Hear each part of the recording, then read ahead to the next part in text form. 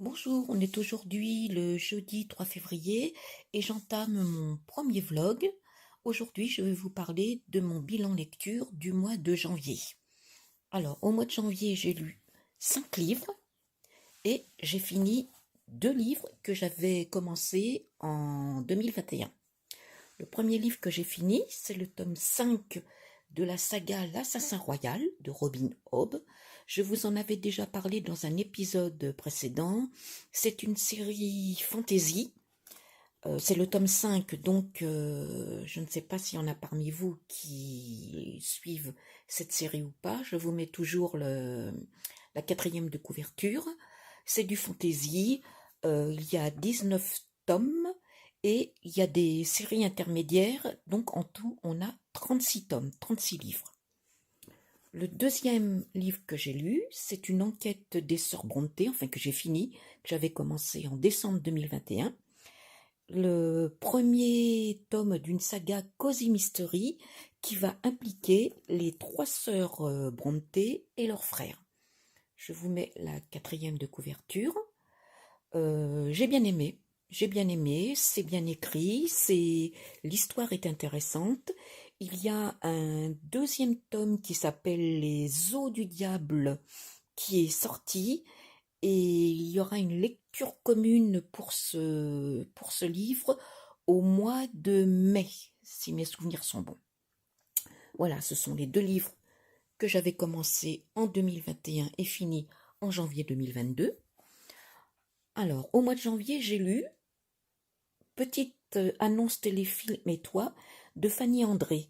C'est un livre que j'avais eu dans le calendrier de l'Avent que Fanny André avait fait, un calendrier de l'Avent littéraire.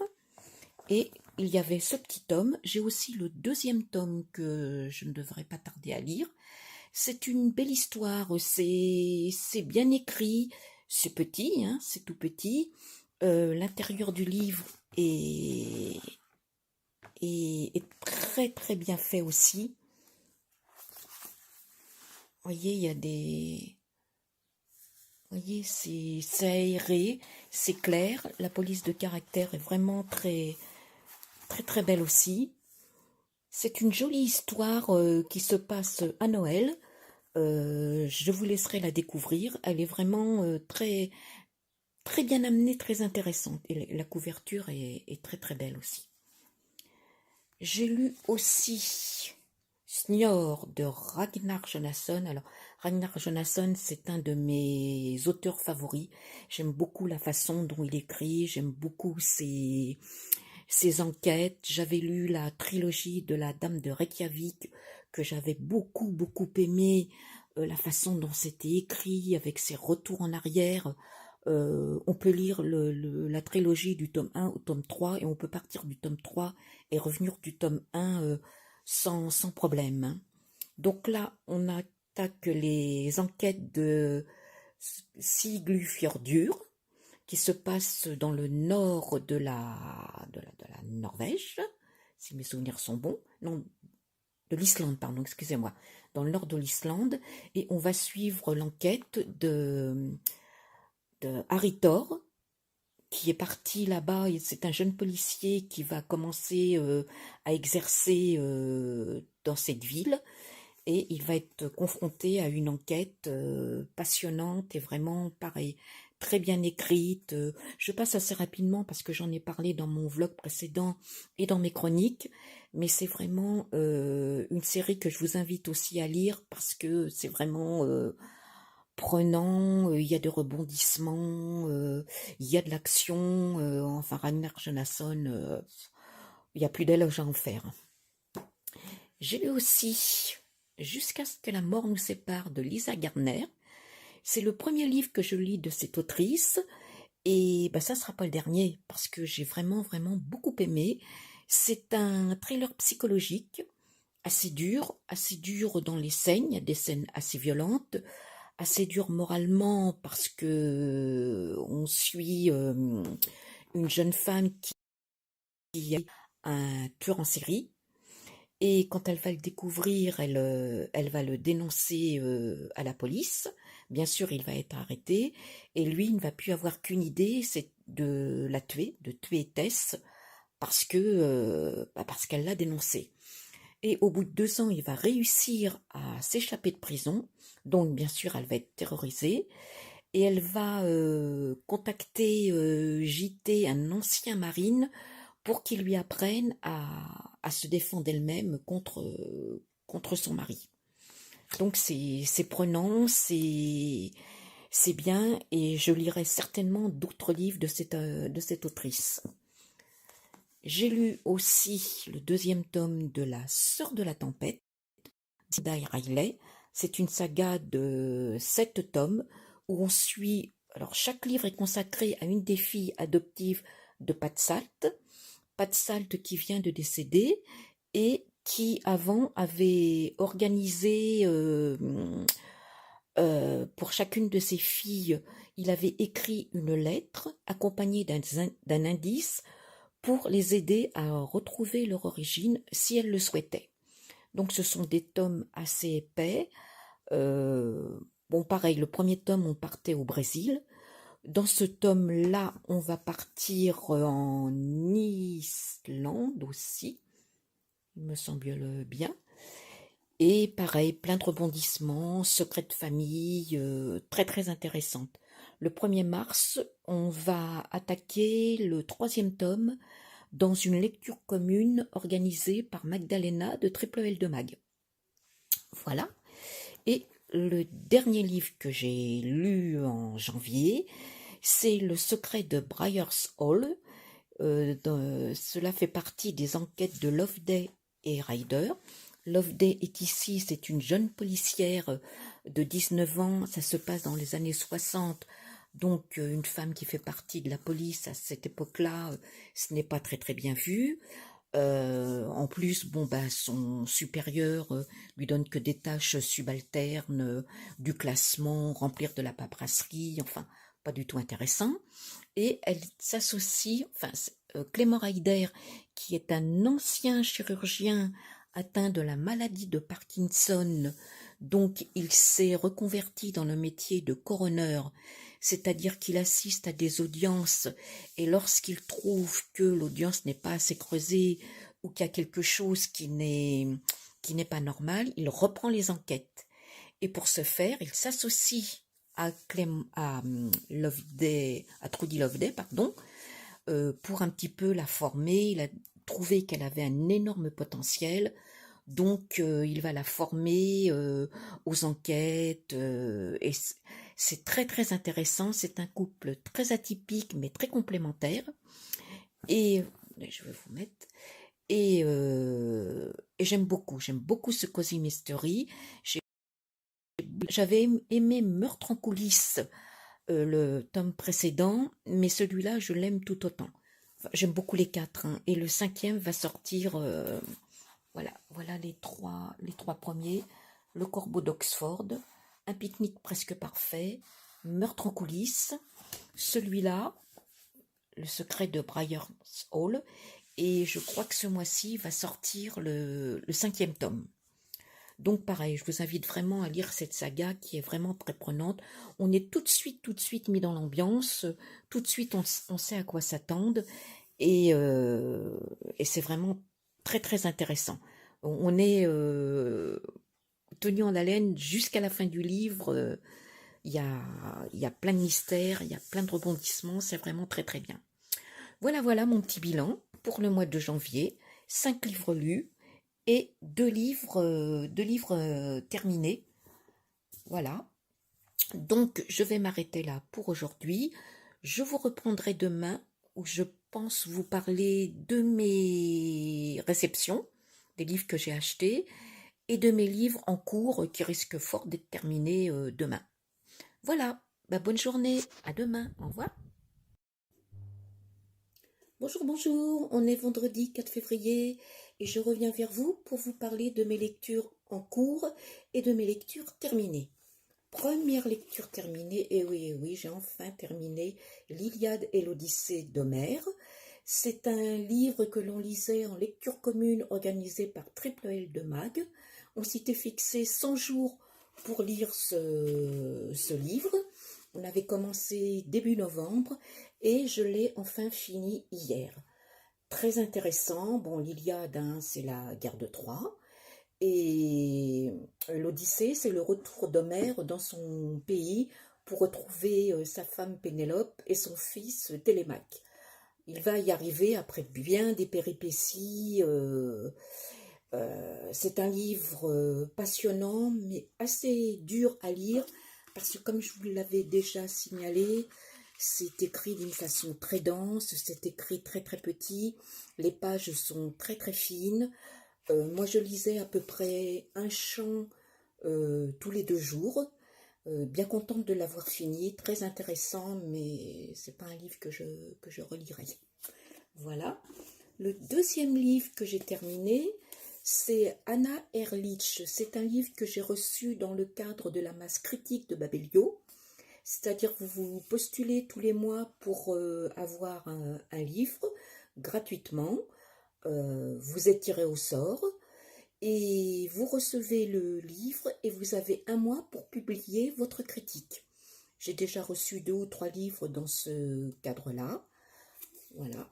Je vous mets la 4e de couverture. C'est un livre un petit peu spécial. Ça raconte l'histoire d'Anna qui a 18 ans, qui est fille de rescapé d'un couple juif rescapé d'Auschwitz. Elle est en mal d'identité, elle ne se situe pas bien dans sa vie. Et pour faire face à cela, elle s'entoure de beaucoup d'hommes, jeunes, moins jeunes, dans un monde un petit peu imaginaire pour elle. Elle va découvrir un gros secret.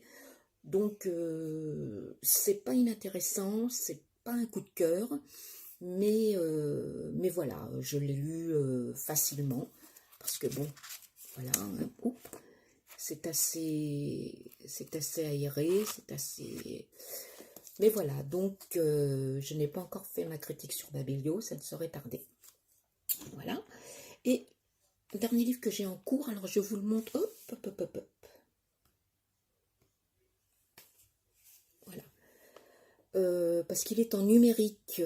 C'est même les montagnes se rencontrent aussi. Alors c'est un livre que j'ai eu... je me suis inscrite sur le site, je ne sais pas si vous connaissez, Simplement Pro. C'est un site où vous inscrivez, vous mettez certains renseignements et vous pouvez avoir des services presse, mais la plupart du temps en numérique. Donc moi j'ai été contactée, ben, j'en ai 2 ou 3 comme ça à lire, par une personne qui m'a demandé si je voulais bien lire son récit en numérique et pareil déposer une critique sur Instagram, sur Babelio, sur différents sites. Donc j'ai accepté, c'est une expérience que je fais en plus et puis ça peut aider aussi des gens à se faire connaître. Donc c'est une histoire policière, j'en suis au tout début, hein, je n'ai lu que 50 pages et une jeune femme va disparaître. Donc voilà. Je ne peux pas vous en dire plus pour le moment. C'est bien, ça se lit bien, c'est intéressant, c'est aéré. Il y a beaucoup de dialogues. L'histoire s'annonce bien. Voilà, pour moi, ça doit être une lecture qui va être assez sympathique. Je vous en dire un petit peu plus dans les jours qui vont suivre. Voilà, bah c'est tout ce que j'ai comme livre à vous parler pour le moment. Je vais revenir vers vous un petit peu plus tard pour vous parler de mes achats que j'ai reçus. Voilà, à tout à l'heure. Coucou, on est toujours le vendredi 4 février et je reviens donc vers vous pour vous parler des 4 livres que j'ai reçus. Alors, j'ai reçu de Franck Tillier La Chambre des Morts. Voilà. Je vous mets la 4e de couverture. Voilà. Franck Tillier, c'est un auteur dont j'ai beaucoup entendu parler, mais je n'ai jamais lu encore de ses romans. Je sais que c'est assez particulier, c'est des fois assez dur. C'est dur par les descriptions, par les histoires, je pense. Mais bon, ça m'intéresse de le découvrir. Donc voilà, hâte de lire ce premier livre et je vous dirai ce que j'en pense. Ensuite, j'ai reçu Agatha Raisin à la Clairefontaine. C'est le 7e tome sur une trentaine qui ont été traduits jusqu'à présent. C'est un petit cosy mystery, hein, c'est l'histoire d'Agatha qui a pris sa retraite, qui s'est acheté un petit cottage en Angleterre et qui s'ennuie parce que c'est une femme qui est très pétillante, qui avait un métier où elle avait beaucoup d'activités. Et pour tromper un petit peu son ennui, elle va se lancer dans des enquêtes, voilà. J'ai reçu aussi Jeux, Sexe et Meurtre.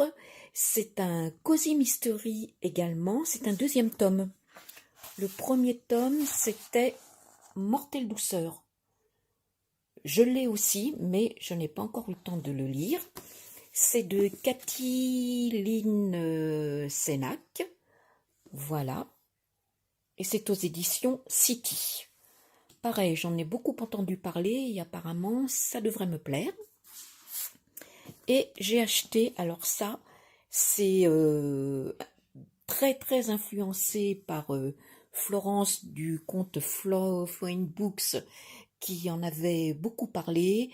C'est toute une saga, alors c'est de Donato Carisi, c'est un auteur italien. Pareil, il paraît qu'il faut s'accrocher parce que c'est assez traumatisant quelque part. Mais je tente l'expérience, je verrai bien. Pareil, je vous en reparlerai. Il y a 4 livres, je crois, sur le même thème. Et je dois recevoir l'autre d'ailleurs d'ici peu. Voilà, voilà. 4 achats, encore des belles lectures qui s'annoncent, assez variées, hein, de thriller, horreur, un peu on va dire, cosy mystery, enfin ça regroupe tout ce que j'aime. Voilà, voilà. Eh bien écoutez, à plus tard pour vous parler de l'avancée de mes lectures, des livres que j'ai à recevoir, parce que j'en ai d'autres que j'ai commandés. Voilà, bonne fin de journée à vous. Au revoir. Bonjour, j'espère que vous allez bien. On est samedi 5 février et je reviens vers vous pour vous parler des 2 livres que j'ai reçus ce matin. 2 livres que j'ai achetés. Comme je vous en avais déjà parlé, j'achète mes livres d'occasion sur Momox. Jusqu'à présent, j'en suis contente. Je n'ai jamais été déçue, donc je continue. Il m'arrive aussi d'acheter des livres neufs, mais je privilégie quand même les livres d'occasion. Alors, j'ai reçu ce livre d'Arlan Coben, Sans un adieu.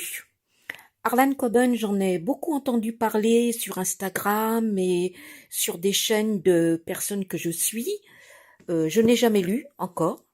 Hein, je vous mets la 4e de couverture, mais j'ai vraiment très très envie de la découvrir. Donc, comme il y avait une offre intéressante sur ce site, je l'ai pris pour me lancer dans les lectures d'Arlan Coben.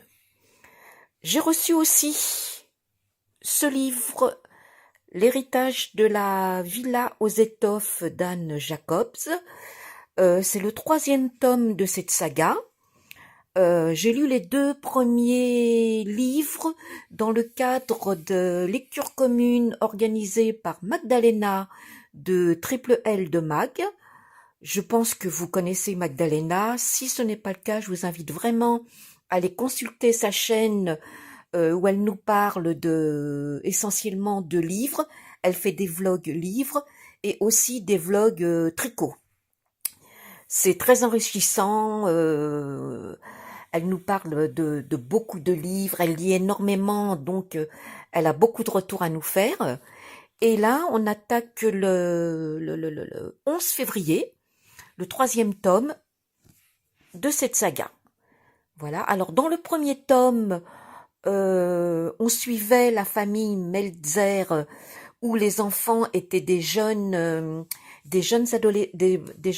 adultes, pardon, et on suivait un petit peu leur vie, et on suivait essentiellement Marie, qui est arrivée comme aide cuisinière dans la villa aux étoffes, et on suit un petit peu son évolution, les secrets de sa naissance, enfin voilà. Et dans le 2e tome, qui étaient les filles de la villa Ozetov, qui se déroulait pendant la guerre. Donc les hommes étant partis à la guerre, on va suivre les filles qui vont essayer, surtout Marie, de maintenir l'usine d'étoffe à flot. Elles vont se retrouver en créant un hôpital dans la villa pour accueillir les blessés de guerre. Et là, bon, bah, c'est le 3e tome, donc la suite de la vie des enfants, je pense maintenant, de la villa Ozetov. Ce sont des livres qui sont très addictifs, très intéressants. Alors, ce sont des livres assez gros, mais qui se lisent très facilement parce que on est bien pris dans l'histoire. Voilà quoi. Moi, j'aime énormément. Donc, il y a encore un tome derrière, c'est le retour à la villa Ozetov. Et je pense que Magdalena fera aussi une lecture commune à ce sujet. Voilà. Et je voulais aussi vous parler, je vous en ai parlé hier, de ma lecture en numérique. Les montagnes se rencontrent aussi. C'est un livre que j'ai reçu en format numérique d'un service presse de Simplement Pro. Là, j'en suis à la page 117, pardon, sur 206. Donc, je l'ai bien avancé. Je pense le finir aujourd'hui. Et j'aime beaucoup. C'est une petite enquête policière. Il y a une personne qui disparaît. Donc, il va y avoir plusieurs suspects. On voyage aussi au Tibet, parce qu'elle avait fait un voyage au Tibet. Elle est conservatrice d'un musée d'art. Donc, elle est partie au Tibet pour ramener un petit peu des objets d'art pour sa prochaine exposition. Et malheureusement, elle disparaît du jour au lendemain. Donc voilà, c'est très bien écrit, c'est léger, c'est bien tourné. J'aime beaucoup, j'aime bien les personnages, j'aime bien la façon dont c'est écrit. Je pense pouvoir le terminer ce soir parce qu'il ne me reste plus grand-chose. Donc, je vais certainement terminer ce soir. Et dans ces cas-là, je viendrai demain vous reparler de mon ressenti à la fin de ce livre. Et à la suite de ça, je clôturerai mon vlog. Voilà. Ben écoutez, je pense vous retrouver demain. Je vous souhaite une bonne soirée et je vous dis à bientôt. Bonjour, on est dimanche 6 février et je reviens pour vous parler de ce livre que j'ai fini hier soir. Les montagnes se rencontrent aussi, de Chloé Andrieux. C'est un livre en format numérique que j'ai reçu en service presse. C'est un livre qui est aussi auto-édité. Dans ce livre, on va suivre Adèle. Adèle, c'est une jeune directrice du musée d'art asiatique. Elle a une sœur aînée qui tient un coffee shop et ses parents sont exploitants viticoles. Ils habitent en Suisse. Adèle vient d'organiser la nuit des musées qui a lieu tous les ans. Cette exposition se passe très très bien, mais le lendemain, il n'y a plus aucune trace d'Adèle, elle a disparu. Ses parents vont donc signaler cette disparition et 2 enquêteurs, Samuel et Roman, vont être chargés de retrouver la piste d'Adèle.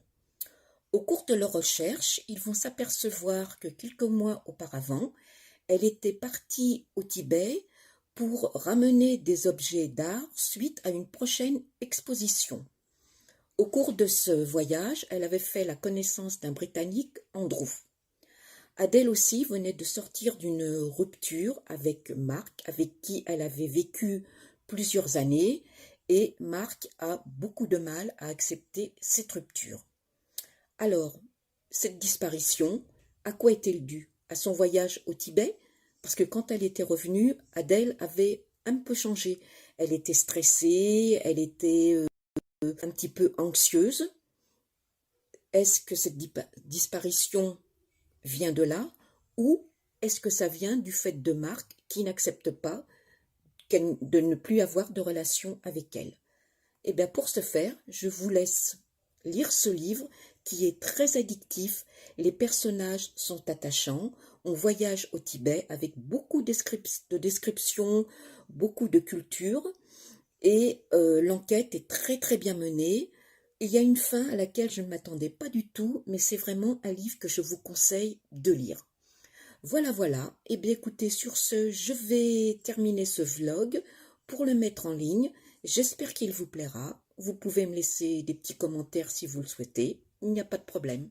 Allez, bonne fin de week-end. Au revoir.